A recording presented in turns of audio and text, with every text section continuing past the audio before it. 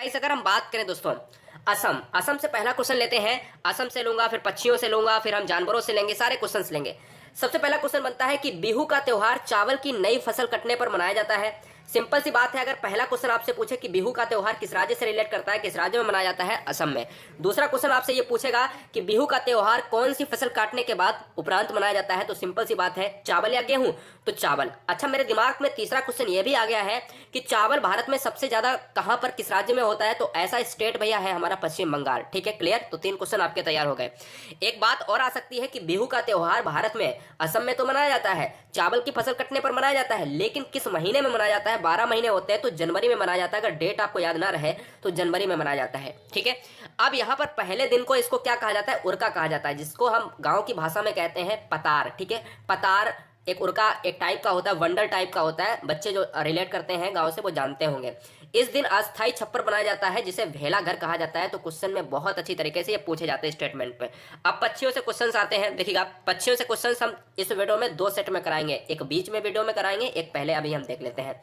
देखिएगा, मैना, यहां पर मैना लिख लेना। मैना झटके से अपनी गर्दन आगे पीछे करती है जबकि उल्लू अपनी गर्दन पीछे तक घुमा सकता है। क्वेश्चन में अभी आया पिछले साल, आपने अगर लगाया होगा, आपने एग्जाम दिया होगा तो खुद ही पता चला होगा। ठीक है, लेकिन इस बार बहुत लंबा टारगेट रखना है, यानी सबको पीछे छोड़ देना है, आपको बेहतरीन नंबर लाने हैं टेट में। ठीक है, बात करते हैं सर मैना। तो अगर आपसे क्वेश्चन में ये पूछा गया था पिछली बार कि ऐसा कौन सा पक्षी है जो झटके से अपनी जो है, ऐसे कौन से पक्षी की प्रजाति है झटके से गर्दन को पीछे घुमाती है, तो मैना हो जाएगा। ठीक है, और दूसरा क्वेश्चन ये आता है कि 360 डिग्री जो है गर्दन कौन घुमा सकता है लगभग, तो वो उल्लू हो जाएगा। इसके अलावा जो है अगर पक्षियों से और हम बात करें गाइज, पक्षियों के पंख अलग अलग रंगों व डिजाइन के होते हैं, बड़ा अच्छे लगते हैं। आपने देखा होगा तोता के भी जो है एक कलर नहीं होता है, 2-3 कलर होते हैं, आपने देखा होगा। ठीक है, तो यहाँ पर अगर हम ध्यान से देखें तो 2-3 कलर और डिजाइन में मिल जाएंगे। पंख उड़ने में मदद करते हैं, साथ ही शरीर को गर्म रखते हैं। यानी जो पंख होते हैं उसकी विशेषता क्या है? शरीर को गर्म। अब क्वेश्चंस में कैसे आता है? क्वेश्चंस में आपको क्वेश्चन दे देगा, फिर कहेगा स्टेटमेंट में 1 2 3 4, तो फिर कहेगा ए सही है, बी सही है या ए भी सही है। तो ये सारी क्वेश्चंस करने से पहले आपको नॉलेज होनी चाहिए। तो पंख करते क्या है ये पता होना चाहिए। पंख दोस्तों उड़ने में मदद करते हैं, दूसरा काम क्या है? शरीर को गर्म रखते हैं। पुराने पंख झड़ते हैं तो समय समय पर नए पंख आते रहते हैं। तो क्वेश्चन में अगर ये आ जाए स्टेटमेंट में कि क्या पक्षियों के पंख दोबारा आते हैं, तो बिल्कुल आते हैं। अगर आपके बाल आ सकते हैं तो उनके पंख भी आ सकते हैं। क्लियर। अब बात करते हैं गाइज यहां पर तीसरे क्वेश्चन की। पक्षियों के कान बाहर नहीं दिखते, लेकिन सिर के दोनों तरफ छोटे छोटे छेद होते हैं। यह छेद बालों से ढके रहते हैं, इन्हीं की मदद से पक्षी सुनते हैं। अभी तक बच्चे बड़ा परेशान होंगे कि मैंने कौवे के या फिर कबूतर के, इनके हमने कभी भी कान नहीं देखे हैं। तो क्या इनके कान होते ही नहीं है या फिर ये आभास करते हैं? तो सिंपल सी बात, होते हैं, लेकिन वो क्या होते हैं? दिखते नहीं आपको, वो उनके छिद्र होते हैं। अब बात आती है कान से जो क्वेश्चंस आता है, बहुत ही इंपॉर्टेंट, बड़ा ही लॉजिकल बताऊंगा। हर बहन हर भाई सुनने का मजा आ जाएगा और कहेगा कि बिल्कुल सही एकदम बताया। यानी जिनके कान दिखते हैं वो बच्चे देते हैं, जिनके नहीं वो अंडे देते हैं। ये क्वेश्चन अच्छी तरीके से दिमाग में फिट कर लेना।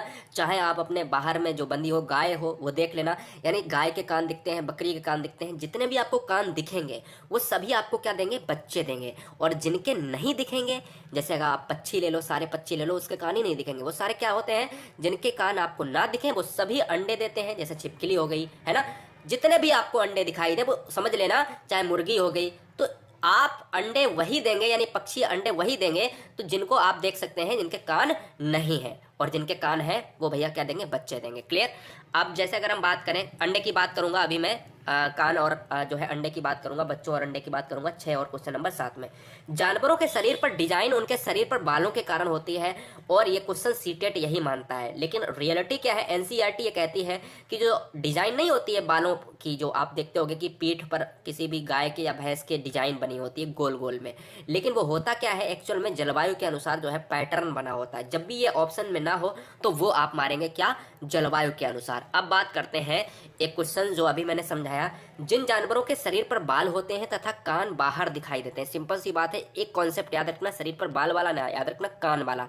अगर कान आपको दिखाई देते हैं वह जानवर बच्चे देते हैं, जैसे कुत्ता के भी हैं, बिल्ली के, सियार के, गाय के, भैंस के, है ना, बकरी के, है ना। और दूसरा क्वेश्चन आपसे ये पूछा जाता है गाइस कि जिन जानवरों के कान बाहर दिखाई नहीं देते हैं तथा शरीर पर बाल भी नहीं होते, तो मुझे इससे नहीं मतलब, मुझे ये मतलब है कान दिखाई दे रहे हैं तो बच्चा, कान दिखाई नहीं दे रहा है तो भैया क्या देते हैं, अंडा देते हैं, जैसे छिपकली, मेढक इत्यादि। क्लियर? ये कॉन्सेप्ट, 7 कॉन्सेप्ट आपके क्लियर हो गए। अब हम चलते हैं जहाँ से हाथियों से क्वेश्चंस आते हैं, बहुत सारे, बहुत ज़्यादा यहाँ से क्वेश्चंस पूछे जाते हैं।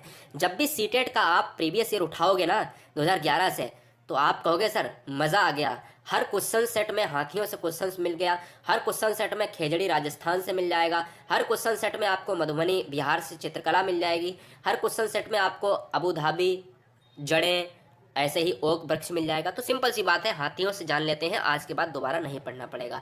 एक वयस्क हाथी, इससे ज़्यादा आपको नहीं पढ़ना है, एक वयस्क हाथी एक दिन में 100 केजी से ज़्यादा पत्ते तथा झाड़ियाँ खा सकता है। क्वेश्चन आपसे डायरेक्ट नहीं पूछता है कि हाथी क्या खाता है, क्वेश्चन आपसे ये पूछता है कि पहला सही है, दूसरा सही है, तीसरा सही है, या सभी सही है, या ए भी सही है। अरे यार समझो, पहले हाथियों से क्वेश्चन जो बनते हैं, पहला है एक वयस्क हाथी एक दिन में 100 किलोग्राम पत्ते खा सकता है। ठीक है, एक यहाँ पर स्टेटमेंट तैयार हुआ है, एक क्वेश्चन अभी तक नहीं तैयार हुआ है, एक स्टेटमेंट तैयार हुआ है। हाथी एक दिन में केवल 2 से 4 घंटे सोता है। ठीक है, आपका ये कॉन्सेप्ट क्लियर होना चाहिए, कॉन्सेप्ट बार बार एग्जाम में आता है। दूसरा क्वेश्चन क्या है, हाथी को पानी तथा कीचड़ में क्या खेलना पसंद है, तो आप कहोगे कि बिल्कुल खेलना पसंद है। ये क्वेश्चन भी आपको स्टेटमेंट में करना होगा। तो आपके 3 कॉन्सेप्ट अभी क्लियर हुए हैं, लेकिन अभी भी आपका पूरा क्वेश्चन हाथी से संबंधित सही सॉल्व नहीं हुआ है। आप कहते हैं कि हाथी के कान पंखों की तरह होते हैं, उन्हें हिलाकर हवा का कार्य करता है। तो आपसे अगर क्वेश्चन स्टेटमेंट में पूछे कि क्या हाथी अपने पंखों को हवा के लिए हिलाता है, तो नीचे ऑप्शंस होंगे, क्या ए सही है, बिल्कुल सर सही है। तो यानी वाकई में हवा के लिए काम करते हैं ये।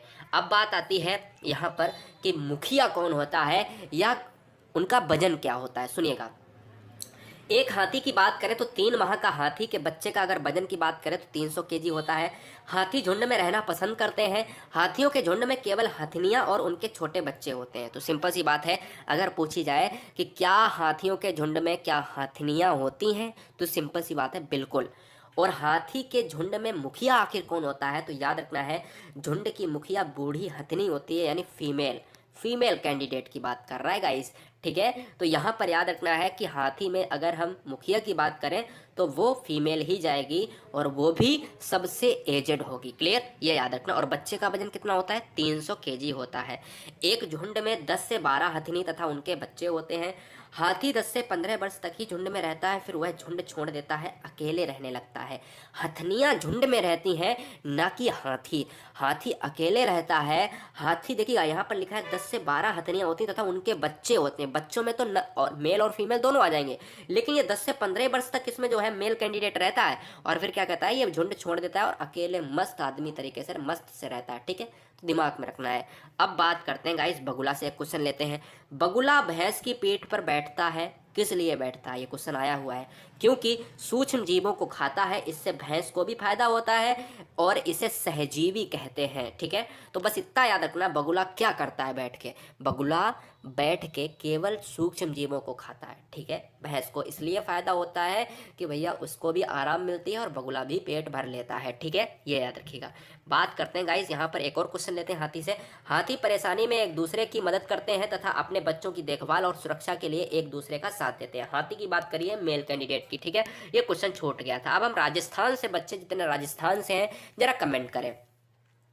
राजस्थान में खेजड़ी से क्वेश्चन बहुत आता है, खेजड़ी वृक्ष सुना होगा, लेकिन क्या बच्चे ये जानते हैं कि खेजड़िया एक या खेजड़ी। ठीक है, तो सिंपल सी बात है, वहां पर एक गांव का नाम है, क्या, खेजड़ली जो है नामक गांव है, यानी विलेज एरिया है राजस्थान के जोधपुर में। राजस्थान की राजधानी की अगर हम बात करूं, जयपुर की बात आती है, यहीं सर पिंक सिटी की बात आ जाती है। तो मुझे ये कमेंट करके बताओ कि जयपुर को क्या कहते हैं, किस नाम से जानते हैं। अच्छा, ये भी यही बता दो अच्छा अलग से कि पिंक सिटी किसको कहते हैं। तो सिंपल से अगर हम बात करें, राजस्थान के जोधपुर में है, यानी ये खेजडली नामक गाँव, और गाँव का नाम खेजडली या खेजड़ली है ना। यहाँ पर पाए जाने वाले वृक्षों जिसे खेजड़ी के नाम से जाना जाता है। सिंपल सी बात है, अब समझ गए कॉन्सेप्ट पूरा। तो कहाँ पर है, जोधपुर में है, नाम क्या है, खेजडली। ठीक है, ये सिंपल सी बात। अब बात आती है कि खेजडली गांव के लोग बिश्नोई कहलाते हैं। बिश्नोई पेड़ों तथा जानवरों की रक्षा करते हैं। तो ये बिश्नोई परिवार क्या करता है सर, पेड़ों तथा जानवरों की रक्षा करते हैं। क्लियर, याद रखिएगा। खेजड़ी वृक्ष राजस्थान के इलाके में पाए जाते हैं। क्वेश्चन में ये बार बार एग्जाम में आया है कि खेजड़ी वृक्ष जो होते हैं वो किस इलाके में है, असम वाले इलाके में, राजस्थान और या फिर जो है गुजरात वाले इलाके में, ठीक है। और कभी कभी तो एग्जाम में जो है आपको दूसरे देशों के नाम भी दे देता है। तो राजस्थानी इलाके में जहाँ पर पानी बहुत कम होता है।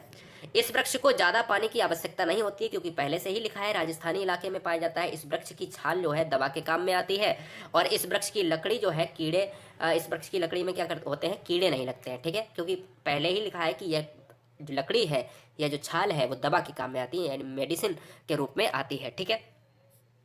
इस वृक्ष से फलियां प्राप्त होती हैं जिससे सब्जियां बनाई जाती हैं। क्या सर, फलियां प्राप्त होती हैं जिससे सब्जियां बनाई जाती हैं। ये सीटेट एग्जाम में स्टेटमेंट में क्वेश्चंस आते हैं, तो ये सीटेट एग्जाम के लिए बहुत इंपॉर्टेंट वीडियो है। जो बच्चा बिहार से है कमेंट करें नीचे कि बिहार से बच्चा कैंडिडेट कौन कौन से हैं। हर बहन हर भाई का स्वागत है।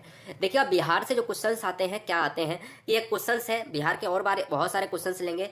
अनीता कुशवाहा एक बिहार की मुजफ्फरनगर जिले की रहने वाली है। अनीता कुशवाहा से क्वेश्चंस आए हैं। अनीता एक चमकता सितारा है जिसे स्टार गर्ल कहा जाता है। क्वेश्चन में क्या आया है कि किसे जो है स्टार गर्ल के नाम से जाना जाता है, तो बिहार की अनीता कुशवाहा को, ठीक है। और बिहार की अनीता कुशवाहा है कहाँ पर, कहाँ से है, मुजफ्फरनगर जिले से है, ठीक है, मुजफ्फरपुर जिले से है। अब बात करते हैं स्टार गर्ल जिसे अनीता कहा जाता है, यानी अनीता कुशवाहा। स्टार गर्ल वो लड़की होती है जो स्कूल पहुंचकर अपने आप अपनी जिंदगी बदल चुकी होती है। यानी स्कूल पहुंचकर स्कूल में अपना ही मतलब सर्वोच्च, जिसमें परिवार की कोई भी भागीदारी नहीं है, अपने दम पर जिन्होंने करा, अपने ही पैरों पर खड़े होकर जो किया है वो अनीता ने करा है, और एक बिहार की लड़की है, ठीक है, याद रखिएगा। अब बात करते हैं आरटीई से। राइट टू एजुकेशन एक्ट 2009 में 6 से 14 साल के सभी बच्चों को मुफ्त अनिवार्य शिक्षा का अधिकार देता है। तो क्वेश्चन में ये आया है कि 2009, मैंने आरटीई को अलग से भी पढ़ा है गाइस, ठीक है, ये भी अच्छी तरीके से आप जानते हो। तो अगर आपसे क्वेश्चन पूछा जाए कि आरटीई का फुल फॉर्म, तो राइट टू एजुकेशन कब आया, 2009 में आया। दूसरा क्वेश्चन, तीसरा ये है कि कितने साल के बच्चों के लिए है, तो आपका 6 to 14। क्लियर, हाँ जी। 86 में संविधान संशोधन की भी बात होती है। मधुमक्खी से क्वेश्चन लेते हैं। मुजफ्फरपुर की बात आती है, और मुजफ्फरपुर से कितने लोग हैं जरा कमेंट करें। मधुमक्खी से क्वेश्चन जो आते हैं आपके सीटेट एग्जाम्स में, मुजफ्फरपुर में लीची के पेड़ बहुतायत मात्रा में पाए जाते हैं। क्लियर, तो याद रखिएगा। अब बात आती है कि लीची से संबंधित क्या मधुमक्खी से रिलेट करेगा, तो सिंपल सी बात ये याद रखिएगा, लीची के पेड़ जो होते हैं वो मधुमक्खियों को आकर्षित करते हैं। क्लियर, तो याद रखना है कि मुजफ्फरपुर से क्वेश्चन आए तो एक वर्ड आपको लीची याद रखनी है, एक मधुमक्खी याद रखनी है। अब बात करेंगे यहाँ पर मुजफ्फरपुर के जो लोग होते हैं, यहाँ पर मुजफ्फरपुर के लोग मधुमक्खियों को पालकर, यानी वहाँ पर मधुमक्खी पालन होता है, ठीक है, शहद एकत्रित करते हैं। इन शहद को बेचकर अपनी जो है जीवनचर्या या फिर आमदनी प्राप्त करते हैं। क्लियर, तो वहाँ पर एक प्रमुख व्यवसाय क्या है मुजफ्फरपुर में, मधुमक्खी पालन, ठीक है। और किन पेड़ों से, लीची पेड़ों से। अब बात करते हैं, एक और कॉन्सेप्ट लेते हैं मधुमक्खियों की, फिर हम लेंगे चींटियों से संबंधित लेंगे, ठीक है, केरल से भी संबंधित लेंगे जो आपकी बात करते हो, लिंगहुफेन क्या है, गोवा से संबंधित सुरंग क्या है, ट्रेन से संबंधित सारे क्वेश्चंस लेंगे। अक्टूबर से दिसंबर तक का इसका समय मधुमक्खियों के अंडे देने का होता है। यही समय मधुमक्खियों के पालने का उचित होता है। ये बहुत इंपॉर्टेंट क्वेश्चन है, डबल स्टार में लगाना, ये क्वेश्चन हमेशा आता है। क्वेश्चन में ये आता है कि इनका जो है अंडे देने का समय क्या होता है, तो अक्टूबर से दिसंबर तक का होता है। क्लियर, याद रखिएगा, बहुत इंपॉर्टेंट पॉइंट है, इसको नजरअंदाज आप नहीं कर सकते। लीची के फूल फरवरी में खिलते हैं, यहाँ पर खिलते कर लेना है, खिलते हैं। एक बक्से में 12 केजी जो है शहद इकट्ठा हो सकता है। तो शहद की बात अगर आए तो 12 किलोग्राम एक डब्बे में इकट्ठा हो सकता है, इससे ना कम ना ज़्यादा, ठीक है। कितनी कैपेसिटी है, 12 केजी की। लीची के फूल किससे रिलेट करना है, हमें मुजफ्फरपुर से रिलेट करना है, और मुजफ्फरपुर से रिलेट करना है तो लीची के साथ मधुमक्खी को भी याद रखना है, ठीक है, दिमाग में ये भी याद रखिएगा। हर छत्ते में एक रानी मधुमक्खी होती है जो अंडे देती है, याद रखिएगा। हर छत्ते में क्या होती है, एक रानी होती है। क्या सर, एक रानी मधुमक्खी होती है। छत्ते में नर मधुमक्खी होती है और बहुत सारी मजदूर मधुमक्खियां भी होती हैं, ये भी याद रखिएगा। और साथ ही साथ मजदूर मधुमक्खियां दिन भर काम करती हैं, शहद के लिए फूलों का रस चूसती हैं। जबकि यहाँ पर अगर हम बात करें कि एक और बहुत इंपॉर्टेंट पॉइंट आता है कि अगर हम बात करते हैं जो मजदूर मधुमक्खियां हैं वो काम क्या करती हैं, दिन भर कार्य करती हैं, दिन भर, यानी वो शहद के लिए फूलों पर जाती हैं, उस पर बैठकर रस लाती हैं और फिर अपने छत्ते को वहाँ पर बनाती हैं। लेकिन अगर एक पॉइंट की बात करें कि जब किसी मधुमक्खी को रस मिल जाता है तो विशेष प्रकार का नृत्य करती हैं जिससे दूसरी मधुमक्खियाँ भी उस तरफ आकर्षित हो जाती हैं। यानी अगर उसको रस मिल गया इस फूल पर तो सारी मधुमक्खियाँ पीछे से छोटी छोटी उसी तरीके से नृत्य के स्वरूप आ जाएंगी। तो क्वेश्चन में ये आता है कि नृत्य आखिर क्यों करती हैं, क्योंकि दोस्तों वहाँ पर उनको शहद की प्राप्ति होती है और वो शहद जल्दी जल्दी से चूसकर अपने छत्ते को निर्माणित करती हैं। ठीक है, छत्ते बनाने का काम तथा बच्चों को पालने का काम मजदूर मधुमक्खियां ही करती हैं। ठीक है, मजदूर जो मधुमक्खियां हैं उनकी मुखिया ही करती हैं। इसके अलावा जो नर मधुमक्खी हैं, नर मधुमक्खी, ठीक है, अगर हम अभी बात कर रहे थे फीमेल की, अभी बात कर रहे हैं मेल की। नर मधुमक्खी के छत्ते के लिए कुछ खास काम नहीं करते हैं, जैसे अपन लोग जो निकम्मे होते हैं। ठीक है, ऐसे ही नर जो है निकम्मे होते हैं क्या, जरूर कमेंट करें। ठीक है, तो यहाँ पर याद रखिएगा मधुमक्खी में भी कहीं ना कहीं फीमेल कैंडिडेट आगे है, ये भी याद रखिएगा। अब चींटियों से क्वेश्चन जो आते हैं क्या लेते हैं, जरा ध्यान दीजिएगा। चींटियों से 19वां नंबर कॉन्सेप्ट हमारा यह है कि चींटियां भी मिलजुल कर कार्य करती हैं। सभी चींटियों का कार्य बटा होता है। रानी चींटियां अंडे देती हैं। तो क्वेश्चन में क्या बन गया है, कौन सी चींटियां अंडे देती हैं, तो रानी चींटियां अंडे देती हैं। सिपाही चींटियां बिल का ध्यान रखती हैं। कौन सी बिल का ध्यान रखती हैं, सिपाही चींटियां। और मजदूर चींटियां भोजन एकत्रित करती हैं। तो भोजन कौन करता है, मजदूर चींटियां। क्लियर, तो याद रखिएगा। अब बात आती है कि यार दीमक और ततैया, दीमक ततैया भी इसी तरह समूह में रहते हैं जैसे चींटियां रहती हैं। अब यहाँ पर एक क्वेश्चन आता है गुजरात से। गुजरात से कितने कैंडिडेट हैं, नीचे कमेंट करें। प्रमुख स्थान हमेशा आते हैं। एक वलसाड क्वेश्चन में आता है, आपसे कई बार पूछा गया है वलसाड किस शहर का, किस राज्य से रिलेट करता है, तो ये गुजरात से रिलेट करता है। ठीक है, तो वलसाड कहाँ पर है, गुजरात में है। गांधीधाम कहाँ पर है, गुजरात में है। अहमदाबाद कहाँ पर है, गुजरात में है। कच्छ का रण कहाँ पर है सर, गुजरात क्षेत्र में है। तो ये सारे क्वेश्चंस आपको याद रखने हैं कि ये सारे शहर कहाँ से रिलेट करते हैं। प्रमुख स्थान जो हमेशा ही सीटेट एग्जाम्स में आते हैं, ये सभी कहाँ पर हैं, गुजरात से रिलेट करते हैं। हमेशा ही एग्जाम में आते हैं कि ये ट्रेन उतने वहाँ तक जाती है, वलसाड से गांधीधाम जाती है, अहमदाबाद से गांधीधाम जाती है, तो ये शहर कहाँ कहाँ के हैं, तो ये गुजरात के स्थित है। ठीक है, चलते हैं क्वेश्चन नंबर नेक्स्ट पर। और क्वेश्चन नंबर नेक्स्ट पहले आपको बता देते हैं, गुजरात एक ऐसा मिट्टी का प्रदेश है जहाँ पर काली मिट्टी पाई जाती है। और काली मिट्टी जो होती है उसमें खेती होती है, क्या होती है सर, कपास होता है। क्या सर होता है, कपास होता है। ठीक है, ये भी याद रखिएगा। बात करेंगे सर यहाँ पर गोवा से कितने बच्चे हैं, नीचे कमेंट करें।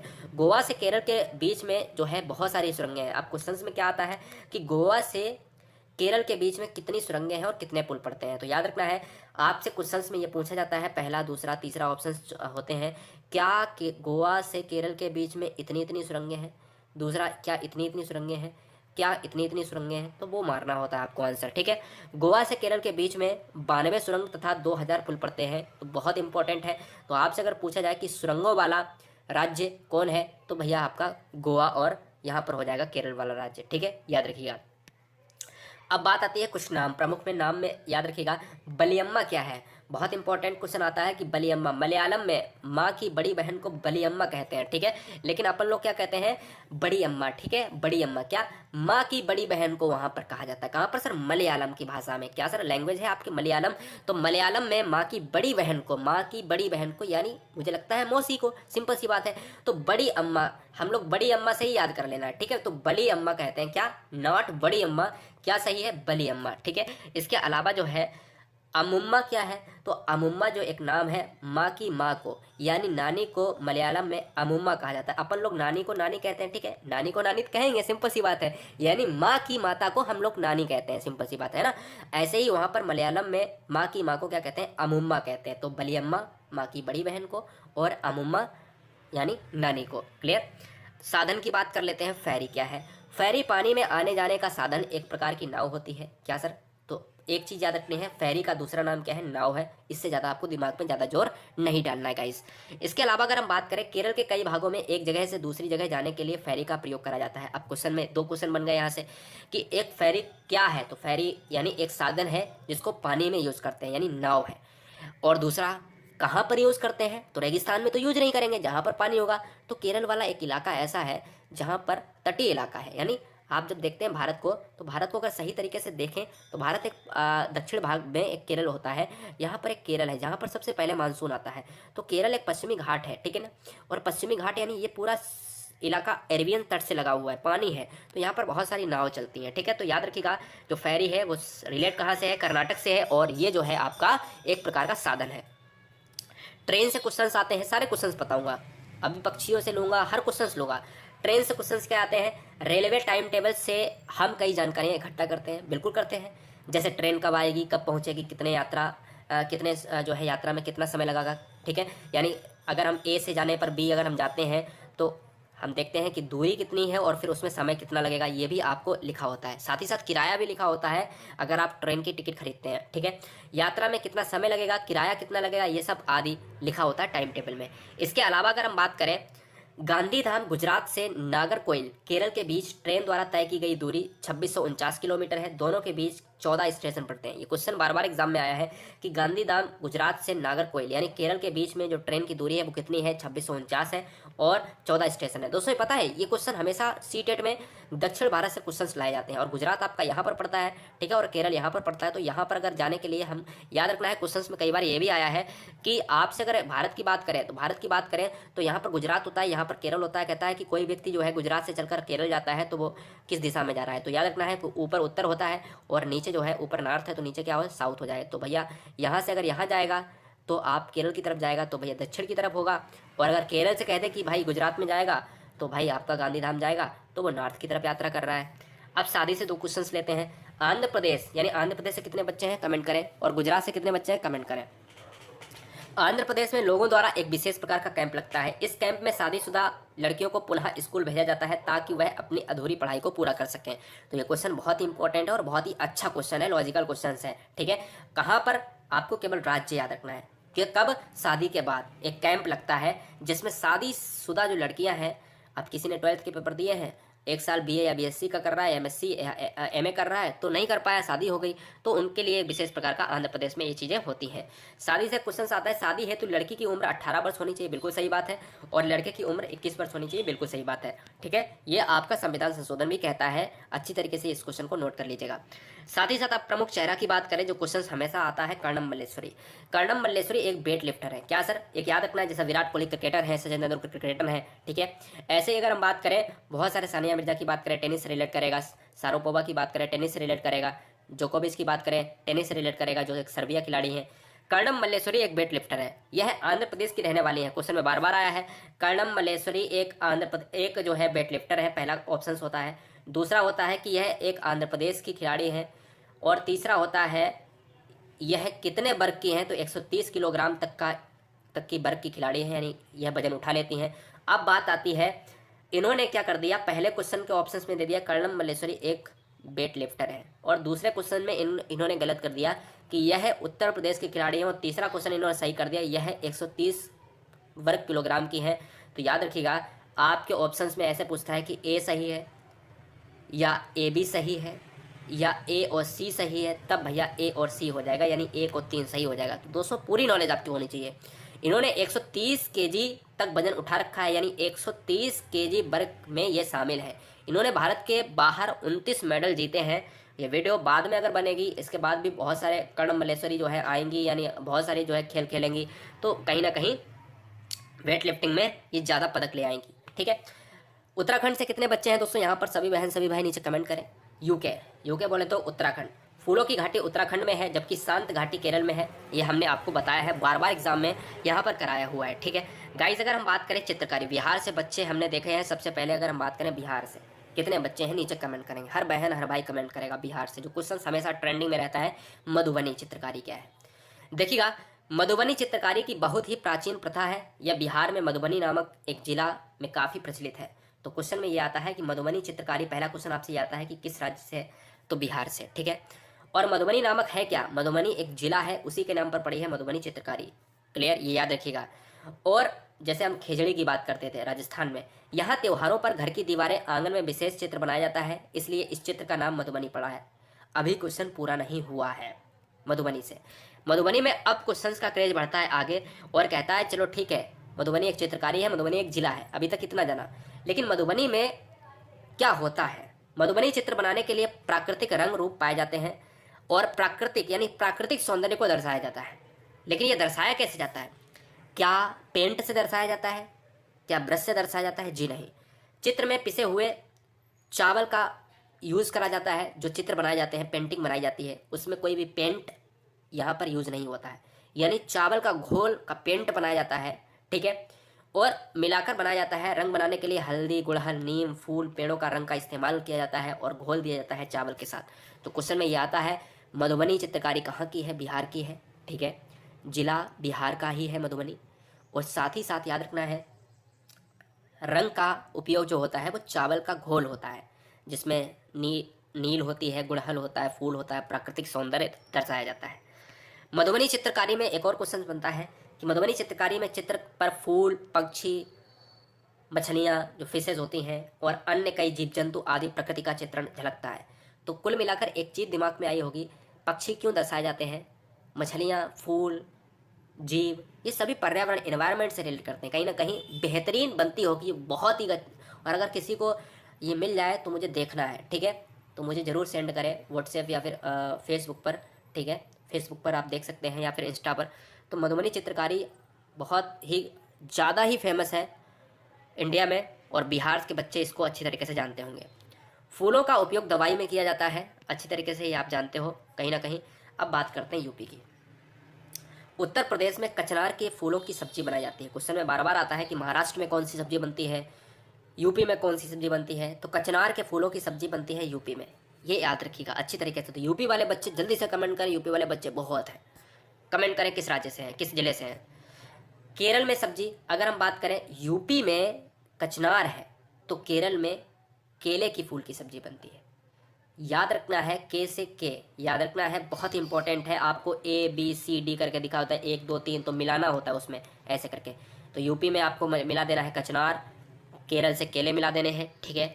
और इसी तरीके से महाराष्ट्र में कौन सी सब्जी बनती है, तो महाराष्ट्र में सहजन के सहयोग की पकौड़ी बनती है, यानी सहजन के पत्तों की, ठीक है। तो सहजन के पत्तों की पकौड़ी बनती है महाराष्ट्र में। तो क्वेश्चन में अगर सहजन की बात आए तो महाराष्ट्र, केले की बात आए तो केरल, और कचनार की बात आए तो उत्तर प्रदेश। तो कचनार वाले कितने बच्चे हैं कमेंट करें, और केले वाले कितने बच्चे हैं जो केले के फूल की सब्जी यानी केरल से रिलेट करते हैं, वो कितने बच्चे हैं यहाँ पर, और महाराष्ट्र वाले हमारे कितने बहन भाई हैं, नीचे कमेंट करें गाइस। यूपी से एक और क्वेश्चन लेते हैं, बहुत इंपॉर्टेंट क्वेश्चन है। उत्तर प्रदेश के किस जिले को इत्र नगरी कहा जाता है, यानी पूरे इंडिया को इत्र नगरी के नाम से कौन सा जिला जाना जाता है, तो यूपी का एक जिला है कन्नौज, हर्षवर्धन की राजधानी, ठीक है। जिला इत्र के लिए बहुत ही मशहूर है, यहाँ गुलाब की पंखुड़ियाँ से गुलाब जल तथा इत्र बनाया जाता है, इसलिए कन्नौज को इत्र नगरी भी कहा जाता है, ठीक है। हर्षवर्धन के काल में ही आपका वहनसांग आया था। बदमाश देश से प्रश्न लेते हैं, और मैंने यहाँ पर टाइप किया है क्योंकि मैं इसकी टांग हमेशा ही खींचता रहता हूँ, और हमेशा खींचनी चाहिए क्योंकि ये बेवकूफ़ देश है गाइस। यहाँ पर अगर हम बात करें बदमाश देश यानी पाकिस्तान। डेरा गाजी खान, अगर आपसे पूछी जाए कि डेरा गाजी खान यानी गाजी खान कहाँ पर है, पाकिस्तान में स्थित है, क्लियर। ये इतना ही आपको याद रखना है। इसने गाजी मिसाइल का भी अभी परीक्षण किया है हाल ही में। एक संस्कृति से क्वेश्चन लेते हैं। मिट्टी में गोबर मिलाने से और उसको लीपा जाता है अपन लोग के यहाँ, ठीक है। अपन लोग के यहाँ, सभी के यहाँ लीपा जाता है, कोई भी धर्म हो, मैं ये देखता हूँ कि हर जगह उसको लीपा जाता है। तो मिट्टी में उसको गोबर मिला दिया जाता है। मिट्टी अपन लोग जाते थे पहले बाग में खोदने के लिए, कितने बच्चे ऐसे हैं जो ऐसा काम करते थे, जो गाँव से होंगे वो जानते होंगे। मिट्टी में कीड़े नहीं लगते हैं, कारण क्या है, क्वेश्चन में ये पूछा जाता है कि आखिर क्यों मिट्टी में गोबर मिलाकर लीपा जाता है या गाय का गोबर का यूज़ करा जाता है। तो कीड़े नहीं लगते हैं, ये अच्छी तरीके से याद रखिएगा। हरियाणा से कितने बच्चे हैं, हर बहन हर भाई का स्वागत है। हरियाणा, मध्य प्रदेश वाले बच्चे भी जरूर बताएं। मध्य प्रदेश को भारत का हृदय कहा जाता है। सोहाना गांव हरियाणा में स्थित है, और यहाँ घर बनाने के लिए लोगों द्वारा आसपास के उपलब्ध वस्तुओं का प्रयोग किया जाता है। जो आसपास की वस्तुएं हैं, चाहे जो मिले उससे घर बना लिया जाता है सोहना गांव में, ठीक है, याद रखिएगा। प्याज से क्वेश्चन लेते हैं। प्याज के बीज बोने के 20 दिन के बाद छोटे छोटे पौधे निकल आते हैं। तो क्वेश्चन प्याज से ये बनता है कि प्याज के बीज बोने के बाद 20 दिन बाद, यानी कितने दिन बाद निकलते हैं पौधे, तो 20 दिन बाद, 20 डेज। गुजरात, गीजू भाई वेदेका गुजरात के रहने वाले थे। वे बच्चों के लिए मज़ेदार किस्से, कहानियाँ और पत्र लिखते थे। उनके लिखे पत्रों में पर्यावरण तथा पक्षियों के बारे में बताया गया है। तो गीजू भाई बधेका, पहला क्वेश्चन कहाँ से है, गुजरात से है। और गीजू भाई बधेका किससे रिलेटेड क्वेश्चंस लिखते थे, एनवायरनमेंट से रिलेटेड क्वेश्चंस लिखते थे। प्राकृतिक सौंदर्य झलकता था उनके क्वेश्चंस में, ठीक है, उनकी कहानियों में, उनके पत्र में। और किनके लिए लिखते थे, बच्चों के लिए, ठीक है। तो ये 3 क्वेश्चन आपके तैयार हो गए। गुजरात के बच्चों का बहुत बहुत स्वागत है। चिड़िया से क्वेश्चंस लेते हैं एक बार फिर से। कल चिड़िया, अब बात आती है चिड़िया। हमेशा चिड़िया से क्वेश्चन, मैंने अभी बताया था आपको, मैना जो है झटके से प्रजाति एक ऐसी है जो गर्दन घुमाती है। उल्लू, दूसरा क्वेश्चन आपसे पूछेगा, उल्लू 360 डिग्री अपनी गर्दन को घुमा सकता है, यानी पीछे तक घुमा सकता है, अपन लोग नहीं घुमा सकते। और तीसरा क्वेश्चन है कि कल चिड़िया, एक नाम है कल चिड़िया जिसका नाम है इंडियन रॉबिन। यह अपना घोंसला पत्थरों के बीचों बीच बनाती है तथा इसका घोंसला घास से बना होता है। इसके ऊपरी पौधों की नाजुक टहनी, जड़, ऊन, पाल, रू सब बिछा होता है।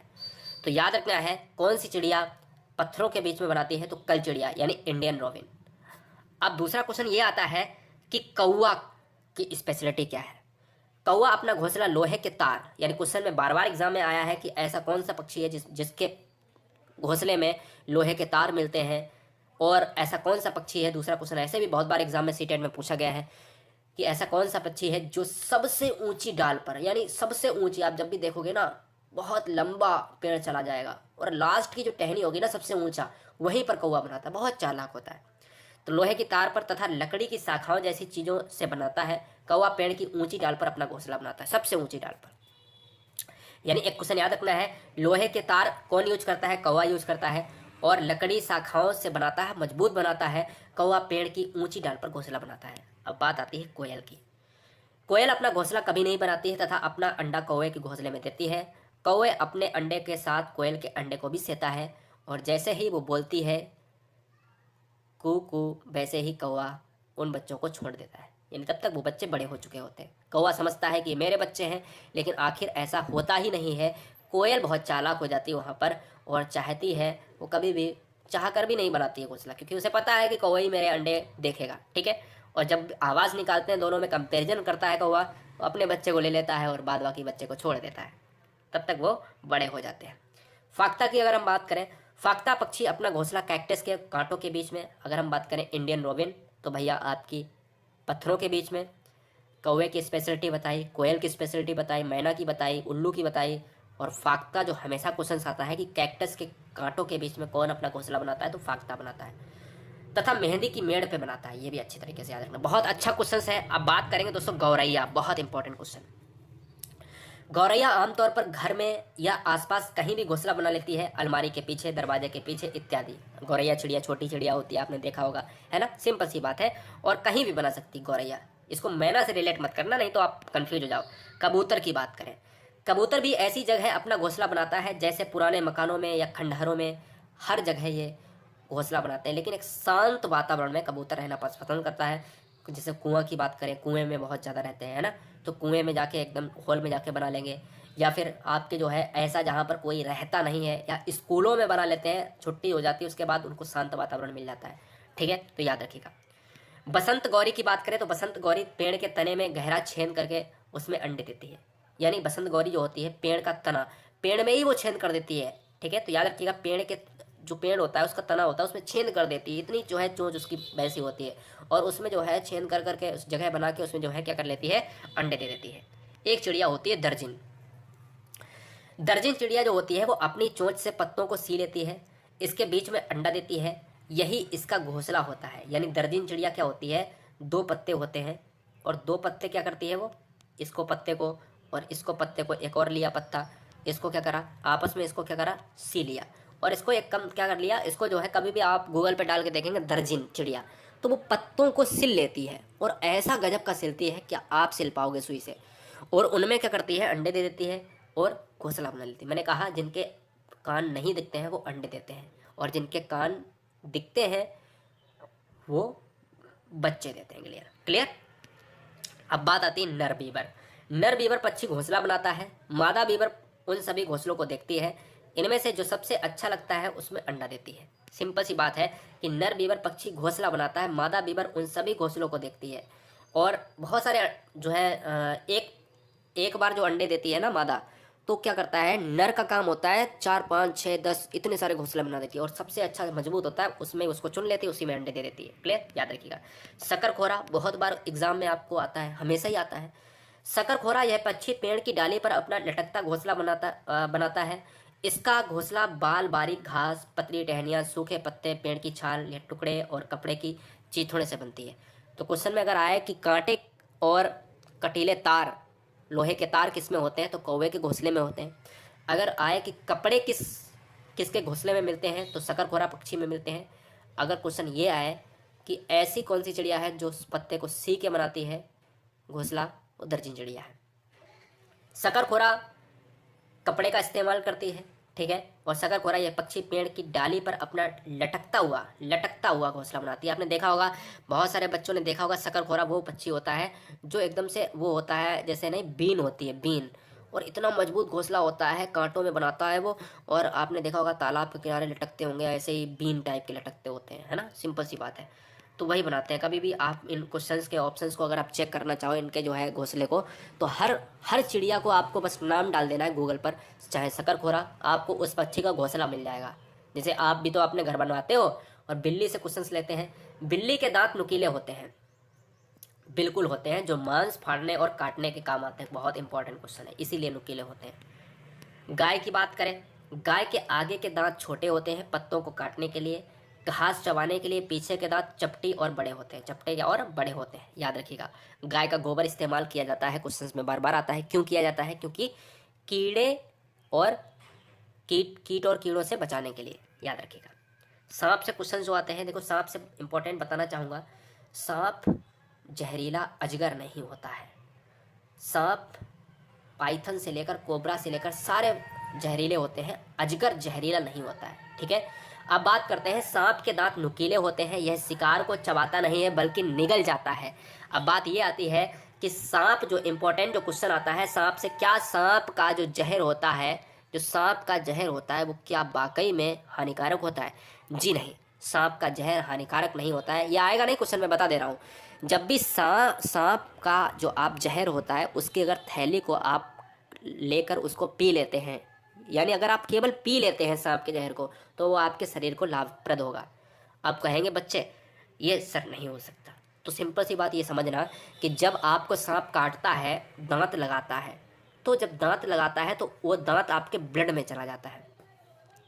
तो जब भी आपके ब्लड से सांप का दांत यानी सांप का जहर मिल जाएगा तो वो बहुत तेज़ी से हानि पहुंचाएगा। लेकिन आपके शरीर में अगर ब्लड से टच नहीं होता है सांप का जहर, तो समझ लीजिएगा वो आपको हानि नहीं पहुंचाएगा, ठीक है। तो जब भी आपके ब्लड से सांप का जहर मिक्सअप होता है तो वो आपको हानि पहुंचाएगा, वरना नहीं पहुंचाएगा। गिलहरी के दांत हमेशा बढ़ते रहते हैं, दांतों को बराबर रखने के लिए यह हमेशा कुतरती है। तो क्वेश्चन में बहुत बार आया है कि गिलहरी के दांत, ऐसा कौन सा प्राणी है जिसके आगे के हाथ, क्वेश्चन में क्या आया, डायरेक्ट मैं बता रहा हूँ आपको, क्वेश्चन जो आया है रियलिटी में आपसे क्वेश्चन पूछा है कि ऐसा कौन सा जीव है जिसके आगे के दांत हमेशा बढ़ते हैं, जिसको बढ़ने से रोकने के लिए वह हमेशा चीज़ों को कुतरता रहता है, तो गिलहरी हो जाएगा, ठीक है। और गिलहरी जब ऑप्शन में नहीं होता है तो पॉसिबिलिटी होती है चूहे की, तो ये भी याद रखना। अब आप कहोगे सर ये चूहा हमारे सारे कपड़े काट जाता है, गिलहरी ये बहुत सारी काटती रहती है इधर उधर, तो यार मजबूरी है उनके सामने, क्योंकि उनके दांत बढ़ते रहते हैं, उनको प्रकृति ने ऐसा बनाया ही है। अगर वो काटेंगे नहीं ना तो वो मर जाएंगे, उनका जबड़ा फट जाएगा, क्योंकि वो बाहर निकल आएंगे, समझ रहे ना। कर्नाटक से कितने बच्चे हैं कमेंट करें। भीम संघ यह बच्चों की पंचायत है। कर्नाटक के होलगुंडी गांव में पानी की समस्या थी, तो भीम संघ ने पानी की समस्या का समाधान ढूंढा। यानी भीम संघ कहाँ का एक क्षेत्र है, कहाँ का एक पंचायत है? कर्नाटक का है। दूसरा क्वेश्चन, कर्नाटक के किस गांव से? होलीकुंडी। और किस लिए ये जो है पंचायत है? क्योंकि पानी की समस्या थी, यानी वाटर प्रॉब्लम। ओक वृक्ष से बहुत सारा क्वेश्चन आता है और इस क्वेश्चन को हमेशा आपके एग्जाम में मिल जाएगा। रेगिस्तानी ओक, यह वृक्ष ऑस्ट्रेलिया में पाया जाता है। यह अपनी ऊंचाई के लगभग 30 गुना जमीन के नीचे फैलता है। पहला क्वेश्चन, ओक वृक्ष कहाँ पर पाया जाता है? ऑस्ट्रेलिया में। ओक वृक्ष की स्पेशलिटी क्या है? स्पेशलिटी ये है दूसरे क्वेश्चन की, रेगिस्तान में यह पाया जाता है। इसकी जड़ें जमीन में गहरी जाती हैं, बिल्कुल जाती हैं, जब तक कि पानी ना मिल जाए, यानी इतनी गहरी जड़ें जाती हैं कि उनको पानी ना मिल जाए। ये बिल्कुल रियलिटी है। तो क्वेश्चंस में ऑप्शंस में पहला ये होगा कि क्या ये ऑस्ट्रेलिया में, दूसरा इसकी क्या जो है जो जड़ें हैं वो गहरी जाती हैं जब तक पानी ना मिल जाए। तो आपसे पूछेगा नीचे जाके क्या ए सही है, बी सही है, या ए बी सही है, या बी सी सही है, तो इसको इसलिए इसको पूरा पढ़ना पड़ेगा, ठीक है। तो रेगिस्तान में ओक का वृक्ष कहाँ? ऑस्ट्रेलिया में। 30 गुना फीट जमीन के नीचे फैली होती हैं, ठीक है, यहाँ पर फैला होता है। इसकी जड़ें जो है जमीन में गहरी जाती हैं जब तक पानी ना मिल जाए नीचे तक। और इस वृक्ष के पानी, यानी इस वृक्ष के पानी में, यहाँ पर सिंपल सी बात है, यहाँ पर अगर हम बात करें, थोड़ा सा यहाँ पर मिसप्रिंट है, लिखना क्या है आपको, इसको काट के ये लिखना है कि इनकी जड़ें नीचे तक जाती हैं जब तक पानी ना मिल जाए, और इन जड़ों में पानी होता है। लोग पानी इनको निकालकर पी लेते हैं, यानी पानी पाइप से पी लेते हैं, यानी जो जड़ें होती हैं उनसे पानी लोग खींच लेते हैं। ये अच्छी तरीके से आपको याद रखना है।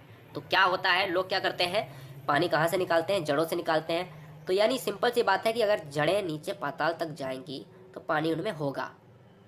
और उन जड़ों का इस्तेमाल कौन करता है? लोग करते हैं। क्यों करते हैं? क्योंकि पानी की समस्या को निपटने के लिए। असम की अगर हम बात करें, ये बताया मैंने सबसे पहले क्वेश्चन में, बिहू का त्यौहार चावल की नई फसल कटने के लिए मनाया जाता है और यह जनवरी महीने में और अस्थायी छप्पर मनाया जाता है जिसको उरका कहते हैं। बात करेंगे चावल की। ओस, अमन तथा बोरा चावल की विभिन्न किस्में हैं। तो क्वेश्चन आता है कि ओस किसकी किस्म है चावल या गेहूं की, तो चावल है, अमन चावल है और बोरा भी चावल है। तो 3 किस्में हो गई आपकी चावल। अबू धाबी से क्वेश्चन आपने बहुत बार देखा होगा। अबू धाबी संयुक्त अरब अमीरात की राजधानी है। यहाँ सिर्फ खजूर के पेड़ ही दिखाई देते हैं। यहाँ की मुद्रा दिरहम है। बहुत अच्छा क्वेश्चन है। 3 क्वेश्चन हो गए।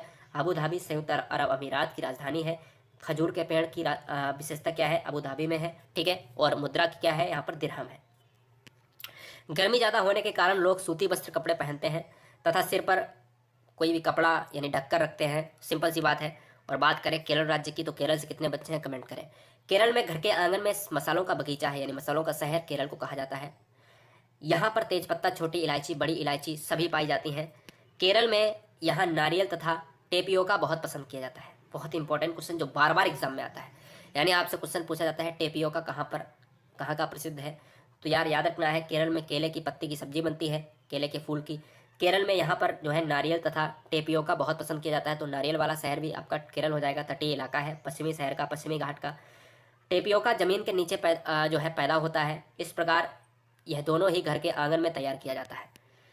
जो लोग बोल बस सुन नहीं पाते हैं, ठीक है, अपनी बात विशेष इशारों द्वारा प्रेषित करते हैं। तो याद रखना है, ये सिंपल सा अलग पॉइंट में लिख लेना है भाई। जो नहीं बोल पाएगा तो वो इशारों से करेगा। अब एक चूहे से कॉन्सेप्ट लेते हैं। मैंने अभी गिलहरी से बताया था कि गिलहरी के दांत आगे वाले बढ़ते रहते हैं, तो इसलिए वो काटती है चीज़ों को।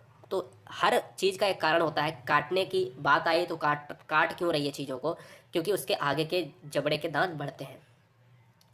चूहों में देखने की क्षमता कम होती है, परंतु सूंघने, छूने, स्वाद वाली क्षमता बहुत तीव्र होती है। यानी सूंघने की क्षमता और छूने की क्षमता या स्वाद वाली क्षमता बहुत ज़्यादा होती है, लेकिन जो उनकी वो होती है आई साइड, वो यहाँ पर कमज़ोर होती है, ठीक है। गांधी जी से क्वेश्चन आता है। गांधी जी के 150वीं वर्षगांठ पर स्वच्छ भारत का अभियान का शुरुआत हुआ। यानी अगर कोई क्वेश्चन पूछा जाए कि शुरुआत कब हुआ गांधी जी की 150वीं वर्षगांठ पर, और क्वेश्चन ये आता है कि भारतीय स्वच्छता अभियान किस प्रधानमंत्री ने शुरू किया, नरेंद्र मोदी ने। और तीसरा क्वेश्चन पूछा जाता है, प्रधानमंत्री नरेंद्र मोदी ने भारतीय स्वच्छता अभियान किस सन में किया था, तो 2014 में किया था। यह हमें एहसास दिलाता है कि स्वच्छता हमारी जिम्मेदारी ही नहीं बल्कि हमारा फर्ज है। 150वीं वर्षगांठ गांधी जी की याद रखिएगा, और दिन था 2 अक्टूबर की। क्लियर, ये याद रखिएगा। अब बात करते हैं नेक्स्ट क्वेश्चन के डिस की। बहुत इंपॉर्टेंट पॉइंट आता है जो हमेशा एग्जाम में ट्रेंड में रहा है, लिंग हुफेन। आप कहते हो सर हाथी पर क्वेश्चन बनाओ, लिंग हुफेन पर बनाओ, तो ऐसा सर वीडियो कहीं नहीं मिलेगा, एक वीडियो में सारी चीज़ें क्लियर होंगी। लिंग हुफेन एक प्रकार की डिश है जो सांप से बनाई जाती है। यह डिश हांगकांग में बहुत ही प्रचलित है। यानी लिंग हुफेन कहाँ पर कहा जाता है, हांगकांग में कहा जाता है। तो हांगकांग में सांप की डिश को क्या कहते हैं, लिंग हुफेन। ये बहुत बार एग्जाम में आया है, बहुत इंपॉर्टेंट है। जम्बू से क्वेश्चन लेते हैं। कितने बच्चे जम्बू से हैं कमेंट करें। कश्मीर, यहाँ सरसों के तेल में बनी मछली बहुत पसंद किया जाता है। तो इंपॉर्टेंट क्वेश्चन क्या है, कश्मीर से है ना। तो कश्मीर से क्वेश्चन क्या बना है, यहाँ पर सरसों के तेल में बनी हुई मछली पसंद की जाती है। तो क्वेश्चन में अगर आए कि टेपियोका कहाँ की डिश है, तो आप केरल में मारते हैं, नारियल केरल में मारते हैं। अगर पूछे कि सरसों की तली हुई मछली, तो आप मारते हो कश्मीर, ठीक है। गोवा वाले बच्चे कमेंट करें। गोवा में मछली को नारियल के तेल में पकाया जाता है। अगर पूछे कि सरसों के तेल में, तो जम्बू आंसर हो जाएगा। अगर मछली नारियल के तेल में है तो गोवा आंसर हो जाएगा, जिसका स्वाद ही अलग होता है और दोनों की डिश अलग अलग है, ठीक है। उड़ीसा और छत्तीसगढ़ वाले भी बच्चों का स्वागत है दोस्तों, कमेंट करें फटाफट। बहुत बहुत स्वागत है आप सभी का दोस्तों। अब हम चलते हैं कुछ इंपॉर्टेंट पॉइंट पर, लेकिन अभी तक हमने पूरे वीडियो में आपको कोई भी डिस्टर्बेंस नहीं कराया। चैनल को सब्सक्राइब कर लें, हर बहन हर भाई मेरे लिए इंपॉर्टेंट है। अब बात आती है विभिन्न राज्यों के 3-4 कॉन्सेप्ट और लूँगा, खत्म करते हैं। एनवायरनमेंट स्टडीज़ में विभिन्न राज्यों में कौन कौन से घर बनते हैं और किन किन घरों को किन किन औजारों से या किन किन चीज़ों से बनाते हैं, बहुत ही इंपॉर्टेंट, हमेशा ही क्वेश्चन आते हैं। क्वेश्चन कैसे पूछता है, ऐसे किस राज्य में घर बनते हैं जहाँ पर बांसों का प्रयोग होता है, जहाँ पर पत्थरों का प्रयोग होता है। तो ऐसे सीटेट में क्वेश्चन पूछता है गाइस। तो दोस्तों चलते हैं, पहला हम देखते हैं असम के घरों में, ठीक है। यहाँ पर अगर हम बात करें, जितने भी बच्चे हिमाचल प्रदेश से हैं सभी का स्वागत है गाइस, और अरुणाचल प्रदेश वाले बच्चों का स्वागत है, नीचे आप चले जाएंगे। अगर हम बात करें पश्चिम बंगाल, महाराष्ट्र की बात करेंगे, सभी का स्वागत है गाइस। असम के घरों में क्या होता है, विशेषता क्या है, यहाँ बहुत वर्षा होती है, इसलिए यहाँ लगभग 10 से 12 फीट ऊंचाई पर घर बनाए जाते हैं। यहाँ बांस जो है, अगर घर बनाए जाते हैं तो किसी चीज़ का प्रयोग होता होगा, तो बांस के खम्भों पर घर बनाया जाता है, घर के अंदर भी लकड़ी का होता है। यानी अगर क्वेश्चन में ये आए कि ऐसे राज्य के घर जहाँ पर बांसों का यूज होता है वो कहाँ, वो असम के हो जाएंगे। ठीक है, याद रखिएगा। मनाली के घर की विशेषता क्या है, मनाली पहाड़ी इलाका है, यहाँ वर्षा जो है, यहाँ वर्षा अधिक होती है और ओले भी गिरते होंगे। यहाँ घर पत्थर तथा लकड़ी से बनाए जाते हैं। जब भी क्वेश्चन आए कि पत्थर के और लकड़ी के घर दोनों मिक्सअप किया जाता है तो भैया मनाली के हो जाएंगे। ठीक है, ऐसे ही राजस्थान वाले बच्चे कमेंट करें। राजस्थान भारत के पश्चिमी भाग में है। बात करें अगर हम भाई गाइज यहाँ पर राजस्थान, अगर यहाँ पर भाग की बात कर दी, देखिए अरुणाचल प्रदेश की बात करेंगे तो यहाँ पर चला जाएगा, जम्मू कश्मीर उत्तराखंड की बात करेंगे यहाँ चला जाएगा, पंजाब की बात करेंगे, पंजाब हरियाणा वाले बच्चे हैं नीचे कमेंट करें तो यहाँ चला जाएगा, बिहार की यहाँ चला जाएगा, यूपी यहाँ चला जाएगा, है ना। इसके साथ ही साथ अगर हम बात करें गुजरात यहाँ चला जाएगा, तो राजस्थान तो यहाँ हो गया। राजस्थान यहाँ पश्चिमी वाला इलाका है, ये आपका उत्तर होता है, ये आपका दक्षिण होता है, ये आपका पूरब होता है। ठीक है, तो आपका क्या हो जाएगा, यहाँ क्या होता है, वर्षा बहुत ही कम होती है और खेजड़ी का वृक्ष भी यहीं से रिलेट करता है, खूब गर्मी पड़ती है। यहाँ पर घर बनाने के लिए मिट्टी का प्रयोग किया जाता है। घरों की दीवारें बहुत मोटी बनाई जाती हैं। छत की जो छत होती हैं उनमें कटीली झाड़ियों का प्रयोग करा जाता है। तो सिंपल सी बात ये दोस्तों याद रखिएगा, है ना, बहुत इंपॉर्टेंट पॉइंट है।